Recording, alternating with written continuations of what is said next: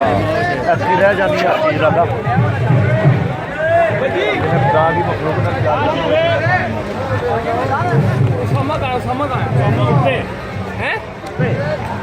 ਹੁਣ ਤੁਸੀਂ ਇਕੱਠੇ ਚੜ੍ਹਦੇ ਉੱਪਰ ਯਾਰ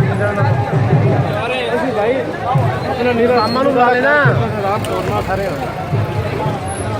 ਇਹਨਾਂ ਹੋਈ ਵੱਡੀ ਗੱਲ ਆ ਗਈ ਬੰਦਾ ਇੱਥੇ ਦਾ ਬੰਦੇ ਇਹਨੂੰ ਕੋਈ ਜਾਦੀ ਕੋਈ ਇਹ ਨਹੀਂ ਰਾਣੀ ਦਾ ਬੰਦਾ